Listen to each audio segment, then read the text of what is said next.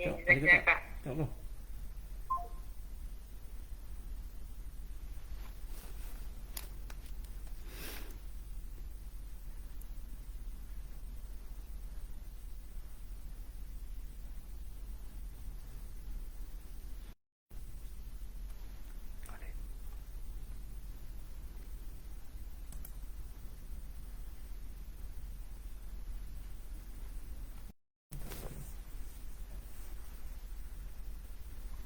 Okey. Dah boleh mula insya-Allah. Okey, Assalamualaikum warahmatullahi taala wabarakatuh.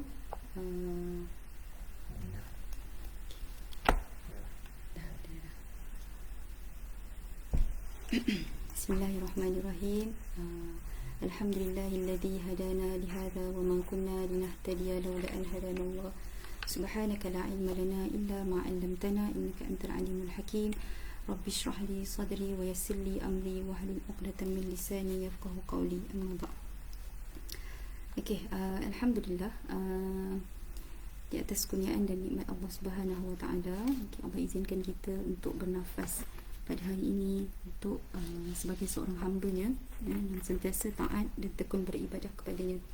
Jadi insya-Allah solat pada hari ini diteruskan lagi dengan solat Sri Kandi Nabawiyah, yang mana tajuk yang saya pilih pada malam yang barakah ini iaitu seorang tokoh sahabiat yang tidak asing lagi, yang sudah kita biasa dengar tentang beliau, iaitu Asma binti Abu Bakar. Jadi sebelum kita pergi lebih jauh lagi untuk kita bercerita tentang Asma binti Abu Bakar ni, eloklah kan kita kembali balik semula untuk meneliti siapakah Asma binti Abu Bakar ni. Okey. Jadi Asma binti Abu Bakar ni dia adalah seorang sahabiat yang yang lahir dan hidup di kalangan orang-orang yang dicintai oleh Rasulullah sallallahu alaihi wasallam sendiri. Kan, kalau dalam nak disebut tu, kalau nak cerita pasal rumah dia tu, disebutnya syajarah mubarakah. Maksudnya di dalam rumah tu semuanya adalah orang-orang yang dicintai oleh Rasulullah sallallahu alaihi wasallam sendirilah. Kan, jadinya dan kalau kita tengok kan, Asma binti Abu Bakar ni, ayah kepada Asma ini adalah Abu Bakar As-Siddiq, iaitu orang pertama yang memeluk Islam. Kan, dan Abu Bakar adalah al-asyarah al-mubasyirin bil jannah, kan, antara 10 orang yang dijanjikan dan diberikan khabar gembira dengan syurga. Jadi itu adalah ayah kepada Asma dan Abu Bakar sendiri, yang mana Abu Bakar ni merupakan orang yang dicintai oleh Rasulullah. Kan, kalau baca dalam buku ditulis afdalun nas ba'da Nabi sallallahu alaihi wasallam, manusia yang terbaik selepas daripada Rasulullah sallallahu alaihi wasallam. Dan Asma juga suami kepada kakaknya. Kakak Asma ni siapa? Aisyah binti Abu Bakar, iaitu seorang Ummul Mukminin. Kan, kakak dia digelar sebagai seorang Ummul Mukminin, dan suami kakaknya itu adalah Rasulullah sallallahu alaihi wasallam itu sendiri. Jadi bayangkanlah susu galur dia, maksudnya keturunan dia yang dekat dengan hidup Asma ni adalah orang-orang yang hebat-hebat, kan, yang bukannya orang biasa-biasa, maksudnya orang yang dicintai di dalam Islam, dicintai oleh Rasulullah sallallahu alaihi wasallam. Bahkan suaminya Asma itu adalah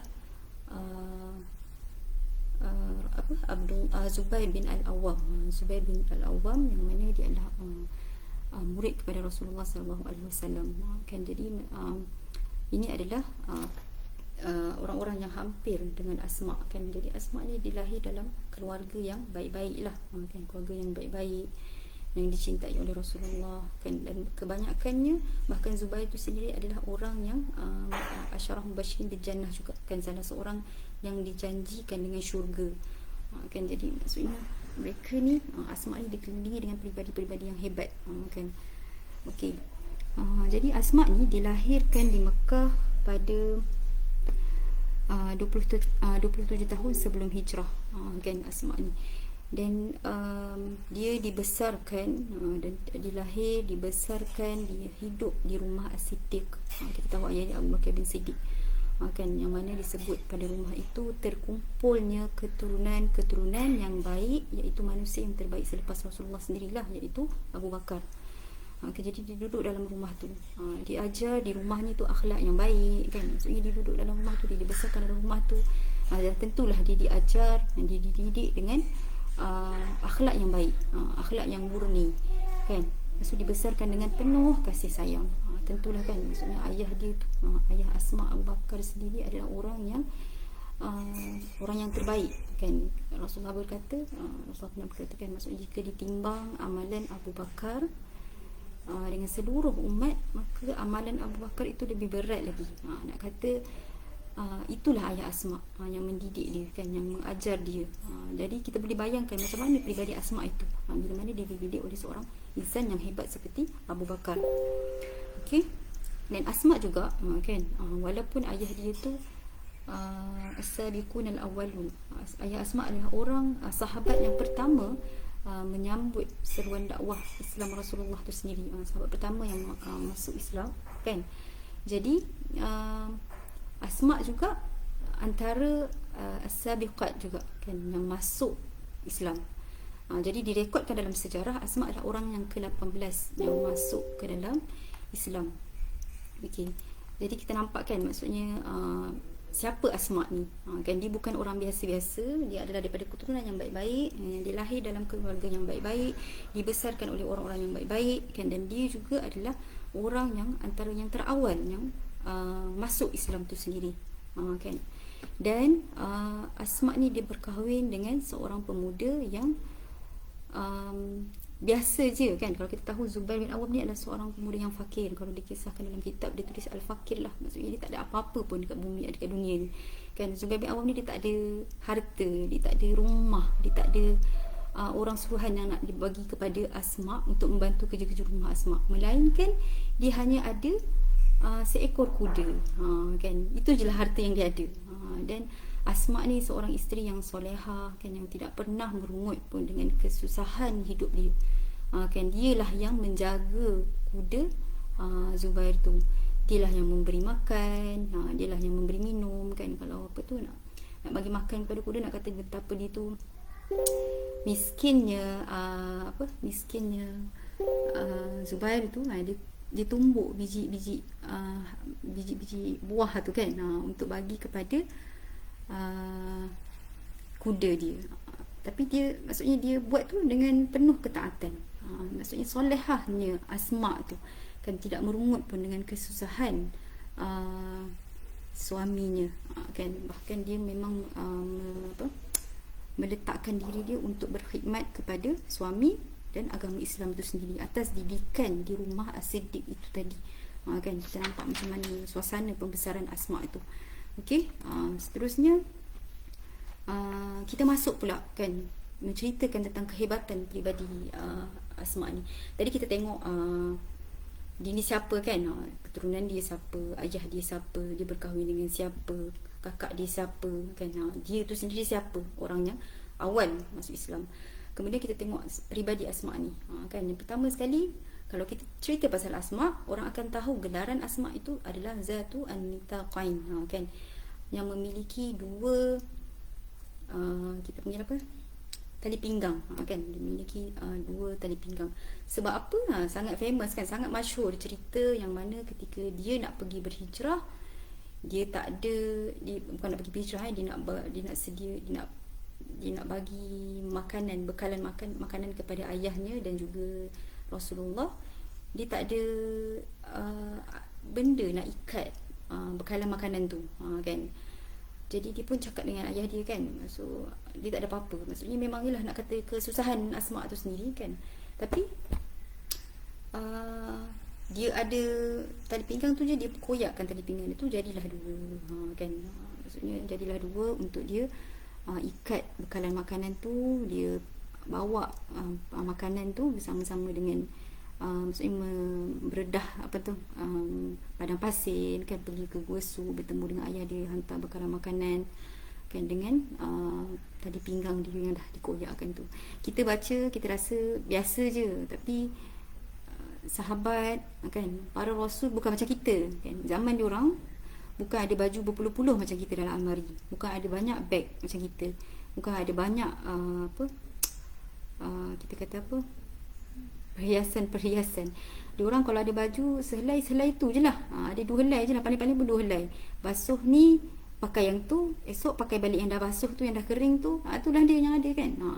Kita tak kan, kalau ada satu tu koyak, beli lagi 8. Dalam hari dah ada puluh-puluh dah. Kalau satu koyak pun boleh beli sampai 8 ke 10 baju kan. Tapi bukanlah seperti zaman ketika itu kan, zaman Rasulullah, para sahabat, maksudnya kalau ada baju 2. Jadi tak pelik lah Asma ni dia ada satu je tali pinggang kan, dan dia kalau dia dibagi satu tu untuk ikat dia punya makanan tu, habislah kan.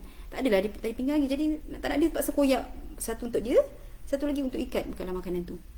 Jadi disebabkan itulah Rasulullah menggelarkan dia yang memiliki zatun nitaqain, yang memiliki dua tali pinggang kan.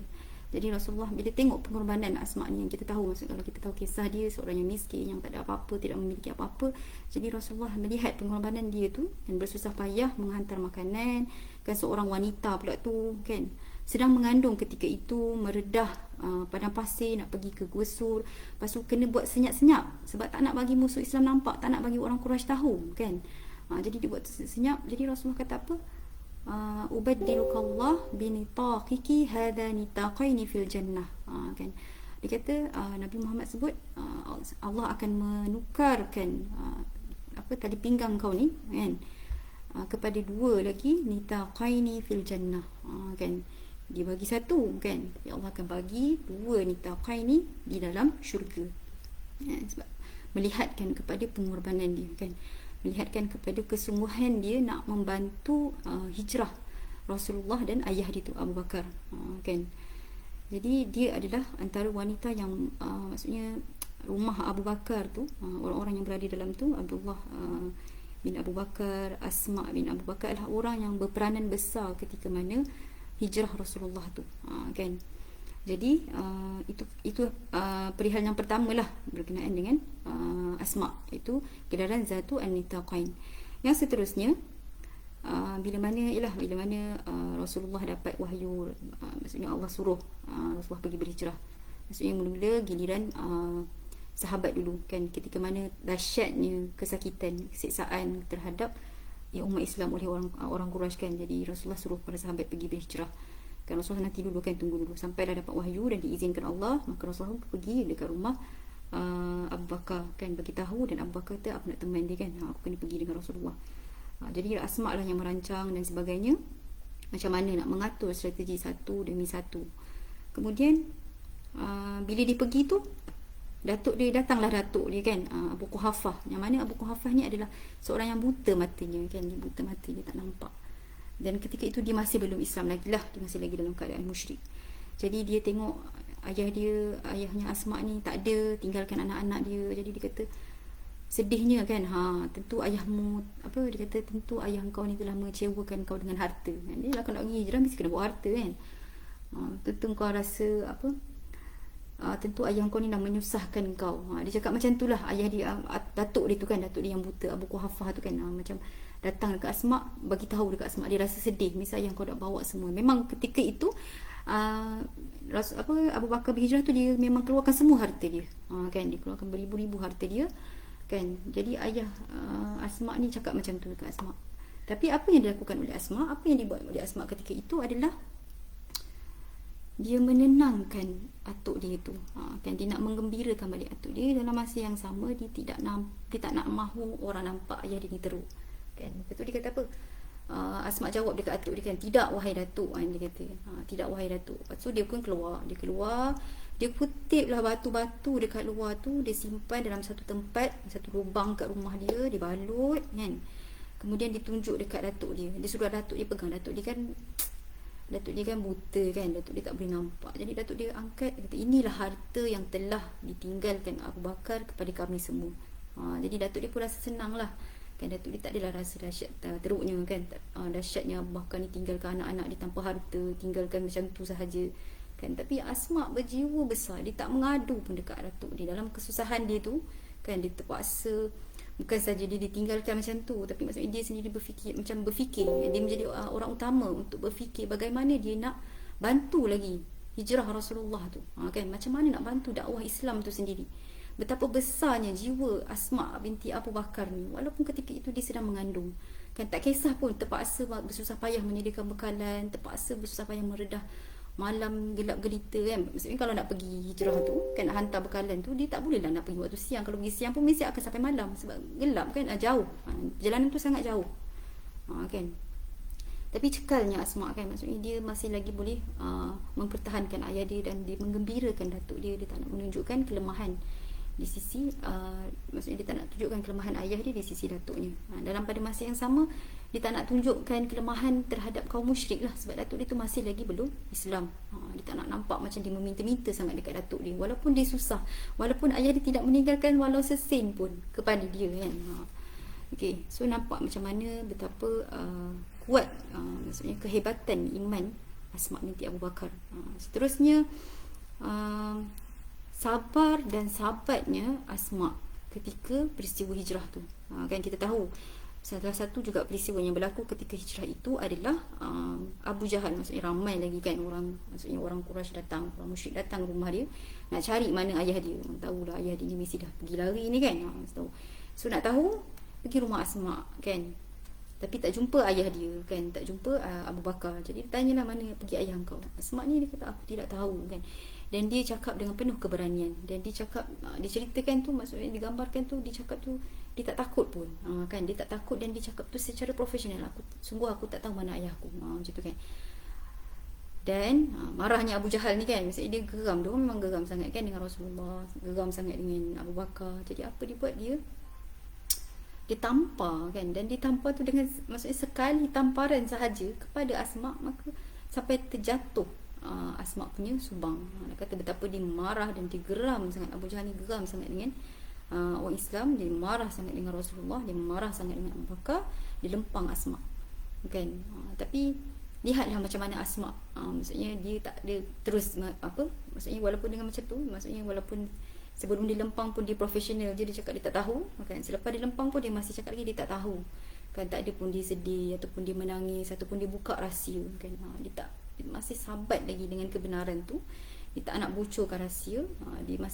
Dia diam je lah kan. Dia diam. So sehingga Abu Jahal pun pergi berlalu kan. Maksudnya dia tak dapat apa-apa pun lah bila dia bertemu dengan Asma tu. Jadi melihatkan macam mana kan, kita nampak betapa kuatnya keimanan yang ada dalam diri Asma tu sendiri kan. Dan tak lama selepas itu, maksudnya selepas giliran Rasulullah pergi berhijrah, kemudian tak lama lepas tu pergilah pula Asma berhijrah bersama dengan suami dia Zubair tu kan. So dia pergi tu, maksudnya memang sepanjang tempoh daripada ayah dia pergi berhijrah dengan Rasulullah kan, masa dia kena lempang tu pun dia masih mengandung lagi kan. Sakit tu lempang kan, sampai jatuh subang. Kemudian dia pergi, giliran dia untuk pergi berhijrah. Beberapa hari tak lama selepas ayah dia pergi berhijrah, dia pula pergi berhijrah kan. So bayangkan macam manalah kita sebagai seorang wanita, kita tahu kita tak mampu pun nak pergi berhijrah. Maksudnya kita duduk rumah pun kita tahu penat dia. Ini kan pula Asma, dan sedangkan pada ketika itu dia menunggu hari, maksudnya dah cukup dah 9 bulan kandungan dia tu kan. Tapi dia pergi juga demi untuk mempertahankan Islam dia. Dia pergi berhijrah bersama suaminya kan, sampai di jalan jauh kan. Kita boleh bayangkanlah jauhnya Mekah dengan Madinah tu kan, berjalan jauh, menghadapi malam yang gelap kan, susahnya, penatnya, kita boleh bayangkan. Tapi itulah kecekalan dan kehebatan seorang tokoh wanita ketika itu kan, sahabat dan sahabiat kita kan. Dia bertahan untuk mempertahankan Islam dia, pergi juga berhijrah kan. Maksudnya tak diceritakan lah, maksudnya dia punya, maksudnya tak adalah dia merungut kan. Maksudnya dia bertahan dengan kesusahan dia kan. Memang dia tu sendiri, maksudnya dia berkahwin tu pun kan, dalam keadaan dia susah, makanya dia pun tak merungut. Jadi apatah lagi kalau dia pergi berhijrah tu, maksudnya dalam keadaan dia dia pergi tu dengan penuh keimanan lah, kan, dia tak ada rasa apa-apa, tak ada rasa gundah, tak ada rasa resah, tak ada rasa risau dan sebagainya, kan. Dan dalam masa yang sama dia pergi hijrah tu, diorang ni memang kena berhati-hati daripada musuh, dan sedikit pun tidak memberi ketakutan kepada diri Asma tu sendiri, kan. Dan akhirnya dia melahirkan anak di Quba, kan, diceritakan, maksudnya itulah bayi pertama yang lahir di Madinah, iaitu Abdullah bin Zubair, seorang tokoh jugalah, kan. Anak itu dididik sehingga menjadi seorang tokoh yang sangat hebat, kan. Tu anak pertama dilahirkan, lepas tu anak tu dibawa jumpa pada Rasulullah sendirilah. Rasulullah yang mentahnikkan, dia bagi rumah, masukkan mulut dan Rasulullah, dan bagi kepada Abdullah tu sendiri. Okey, itu adalah berkenaan dengan Asma lah, peristiwa ketika hijrah. Macam mana kita nampak satu-satu, kan, maksudnya banyak sangat peristiwa yang kita boleh ambil pengajaran peranan seorang wanita bagi menjayakan misi dakwah, misi hijrah Rasulullah sendiri, kan. Bagaimana beliau merancang untuk membantu dakwah tu sendiri, tak teragak-agak pun untuk bagi ayah dia pergi dengan Rasulullah, tak teragak-agak pun untuk membantu menyediakan bekalan makanan, untuk membantu, maksudnya dia pergi hantar bekalan makanan, dalam masa sama dia kena tutup tapak kaki Rasulullah. Maksudnya macam-macam strategi yang dirancang oleh Asma seketika itu, kan, untuk menjayakan dakwah Rasulullah tu sendiri, kan. Lepas tu sabarnya dia, kan, maksudnya macam mana dia mempertahankan ayah dia ketika mana datuk dia sendiri datang, kan, mengadu, kan. Tapi dia berjiwa besar lah, Asma ni, kan, jiwa dia besar untuk dia pertahankan ayah dia, tak nak nampak lemahnya dia di hadapan orang musyrik, atuk dia sendiri, kan. Kemudian sabar dan sabatnya dia walaupun dia kena lempang dengan pimpinan Quraisy. Maksudnya Abu Jahal ni, kita jangan ingat dia macam lelaki biasa, kan. Maksudnya Abu Jahal ni lelaki yang pemimpin, ketua, kan, yang sangat digeruni, dihormatilah dekat Quraisy, di kalangan kaum Quraisy tu. Tapi Asma dia tak ada rasa apa-apa pun, kan. Dia tak takut, dia profesional, dan dia tak nangis ke, dia tak sedih ke, dia tak rasa apa-apa pun bila Abu Jahal lempang dia. Bahkan dia bertahan, dengan keputusan dia untuk tidak membongkar rahsia tentang hijrah Nabi Muhammad dan Abu Bakar. Okey, dan kita tengok dan kita lihat juga bagaimana sabarnya dia dengan kesusahan, kan. Maksudnya daripada dia kahwin dengan Zubair, kan, yang tidak memiliki apa-apa, kemudian dia tak pernah mengeluh, kan. Bila ayah dia bawa semua harta, dia tak ada rasa apa-apa, kan. Dia tak ada rasa macam ruginya, sedihnya ayah dia tak tinggalkan apa-apa harta, kan. Tapi jiwa dia sangat besar untuk demi sebuah pengorbanan terhadap agama. Okey, kemudian diceritakan juga bagaimana kemurahan hati Asma ni, kan. Kalau kita dengar, kita rasa dia tak ada apa-apa, kan. Maksudnya bila apa je yang dia ada, kan. Maksudnya Zubair tu bukanlah orang yang kaya, kan. Tapi diceritakan Asma ni adalah orang yang sangat pemurah, kan. Pemurahnya Asma ni, kan, ajwad, kan, pemurah. Kemudian diceritakan oleh Qasim bin Muhammad, dia pernah mendengar, aku telah mendengar anak Zubair, kan, dia kata aku tidak pernah melihat mana-mana perempuan pun yang lebih pemurah hatinya berbanding dengan Aisyah dan Asma. Dia kata kalau walaupun kedua dia tu berbeza, kan, maksudnya dia kata dia tak pernah nampak perempuan yang pemurah seperti mana Asma dan Aisyah, walaupun dari segi pemurahan mereka tu cara dia berbeza. Aisyah ni dia suka kumpul barang dan kemudian dia bagi semua harta dia. Berbeza dengan Asma, apa yang dia ada dia terus bagi. Dia tak simpan harta tu dan dia tak kedekut pun, walaupun dia tu sendiri tak ada apa-apa, kan. Kita tahu, kan, dia tak ada apa-apa, dia tu miskin, dia hidup dengan lelaki miskin. Dia tidak mengumpul pun harta dia, tapi dia bagi apa yang dia ada, kan. Dan dia sendiri, Asma sendiri pernah bercakap kepada anak-anak dia lah, pada ahli dia, kan. Infaklah kamu, kan, sedekahlah kamu dan janganlah kamu menunggu benda-benda yang baik datang kepada kamu, kan. Maksudnya nak bagi apa-apa ni, janganlah tunggu kita dah ada apa-apa baru kita nak bagi. Maksudnya itulah apa yang Asma kata, kan. Kalaulah kamu menunggu sesuatu kebaikan tu datang kepada kamu, maka kamu takkan dapat apa-apa kebaikan pun. Betul tak? Kan kalau kita nak tunggu kita kaya, kalaulah kita memang takkan kaya sampai mati, maksudnya kita takkan dapat apa-apa kebaikan pun.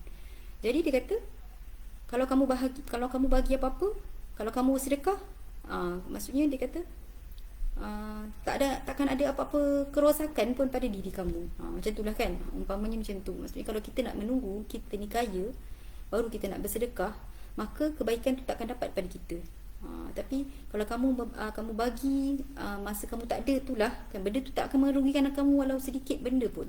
Ini adalah kata-kata oleh Asma sendiri kan. Jadi itu adalah perumpamaan yang diceritakan kepada kita kan, bagaimana Asma tu punya pemurah ni, walaupun dia tu sendiri tidak memiliki apa-apa pun.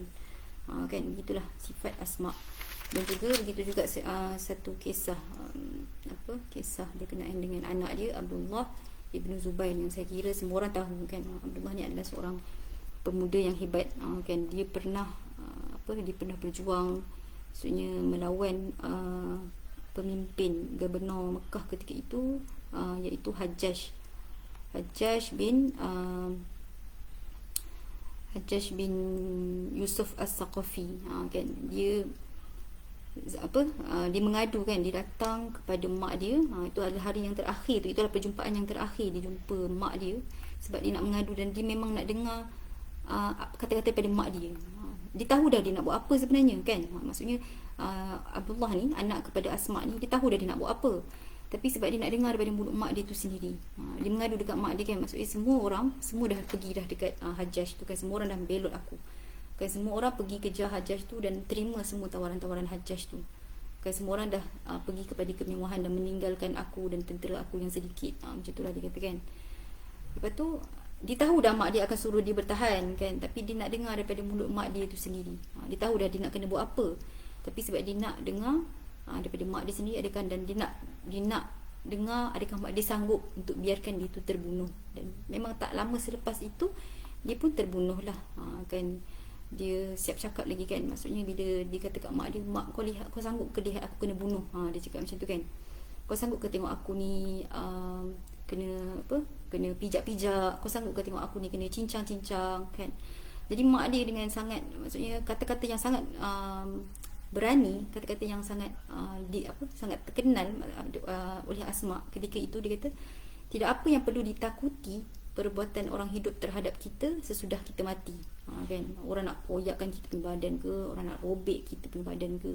Lepas tu dia kata kambing yang sudah disembelih tidak akan merasa sakit lagi ketika kulitnya dikupas orang kan.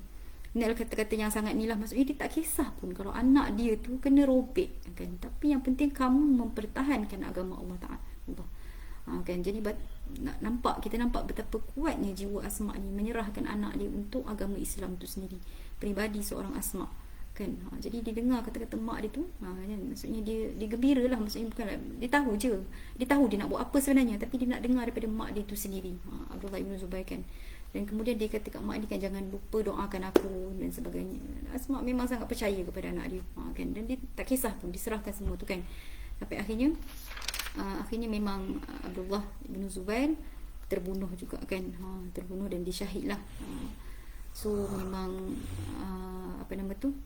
Hajjaj tu dia sangat sombong lah kan. Dia cakap dekat Asma kan, macam ni kau tengok anak kau kan, kau nampak tak apa yang terjadi kat anak kau. Dia cakap macam tu kan, sombongnya Hajjaj tu kan. Kata tu apa ya? Asma jawab, engkau telah merosakkan dunia anakku, tapi anak aku telah merosakkan akhiratmu kan. Jadi dia tak rasa sedih pun, malah dia rasa bangga dan dia boleh menjawab lagi dengan pemimpin yang kejam tu kan, yang keras, iaitu Hajjaj Ibnu As-Saqafi. Jadi itu adalah sedikit sebanyak berkenaan dengan kisah Asma kan. Jadi Asma ni dia panjang, dia punya dia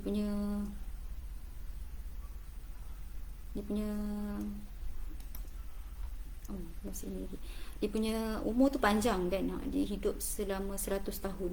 Jadi dia pernah merasai kegembiraan di Madinah kan. Dia pernah merasai kegembiraan di Madinah kan, maksudnya ketika Islam berkembang. Dia pernah merasai zaman tu. Kemudian dia menyaksikan sendiri kewafatan Rasulullah kan. Kemudian dia menyaksikan sendiri kewafatan ayah dia Abu Bakar kan. Kemudian dia menyaksikan sendiri kewafatan Umar Kan dia menyaksikan sendiri kewafatan Uthman dan akhirnya dia menyaksikan sendiri kewafatan suami dia Zubair. Jadi dia ni adalah orang yang, jadi diumpamakan kat situ betapa sabarnya Asma. Betapa sabarnya dia kan, walaupun dalam keadaan yang sedih dia melihat satu-satu orang yang disayangi pergi, kan orang-orang yang hebat dalam Islam pergi, tapi sabarnya dan sabatnya Asma di dalam dia punya perjuangan itu kan. Jadi dia tu, jadi Asma lah boleh dijadikan contoh tokoh sahabiat yang sangat hebat kan. Maksudnya walaupun dengan pelbagai ujian yang dilalui oleh Asma itu sendiri. Jadi itu sahaja daripada saya perkongsian Seluk Serikandi di Sahabiat hari ini berkenaan dengan kisah Asma. Okay. Jadi sama-sama kita ambil faedah kan, sama-sama kita mengambil manfaat daripada tokoh yang sangat pada saya sangat menyentuh jiwa kita lah kan. Maksudnya kita ni apa sangatlah diuji kan. Maksudnya kalau kita diuji dengan sedikit kesusahan pun kita masih ada sedikit kesenangan kan. Kita tidak perlu bersusah payah seperti mana Asma untuk mempertahankan Islam dia. Kita tidak perlu bersusah payah menjadi seperti Asma dikecam dengan seperti ada oleh pemimpin besar seperti Abu Jahal kan. Jadi inilah contoh tokoh pribadi yang perlu kita jadikan sebagai qudwah hasanah kita dalam kita menelusuri kehidupan pada akan datang. Jadi saya minta maaf di atas segala kekurangan. InsyaAllah kita, jadi saya akhiri dengan yang baik itu datang daripada Allah Subhanahu Wa Taala, yang buruk dari kelemahan diri saya sendiri. Aku liqauli hadza wa astaghfirullahal azim li wa lakum. Assalamualaikum warahmatullahi taala wabarakatuh.